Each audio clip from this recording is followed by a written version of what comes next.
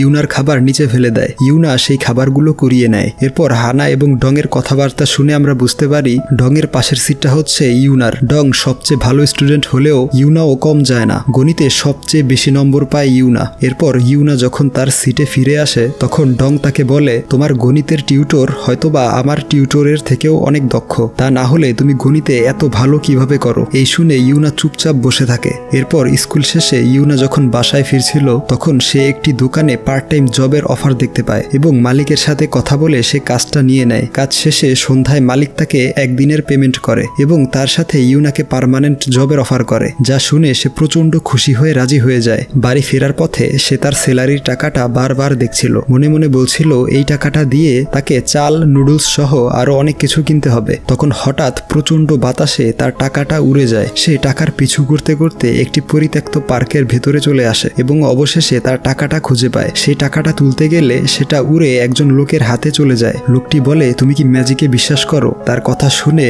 সে ভয় পেয়ে দৌড়ে বাড়ি চলে আসে। আমরা দেখতে পাই ইউনা একটি ছোট্ট বাড়িতে ভাড়া থাকে। তার সাথে থাকে তার একমাত্র ছোট বোন। সে তার পায়ের ক্ষতটা দেখতে পায়। ইউনা তাকে সবকিছু বলে যে কিভাবে সে পায়ে আঘাত পেয়েছিল এবং বাড়ি ফেরার পথে সে তার টাকাটাও হারিয়ে ফেলেছে। এরপর সে তার বোনের জন্য ডিনার তৈরি করতে রান্নাঘরে আসে, কিন্তু রান্না করার মতো কোনো কিছুই তার ঘরে ছিল না। তখন তার ছোট বোন বলে তার ক্ষুধা লাগেনি, কারণ সে স্কুলের লাঞ্চে বেশি করে খেয়ে নিয়েছিল। এই বলে সে ঘুমাতে চলে যায়। হঠাৎ ইউনা লক্ষ্য করে দেখে তার পকেটে একটি ইনভাইটেশন কার্ড রয়েছে, কিন্তু এই কার্ডের বিষয়ে সে কিছুই জানে না। তখন বাড়ির মালিক এসে বলে, তোমরা কয়েক মাসের ভাড়া পরিশোধ করনি, তাই এই মাসে ভাড়া পরিশোধ না করলে বাসা ছেড়ে দিতে হবে। ইউনা বলে তার বাবা খুব শীঘ্রই টাকা পাঠায়।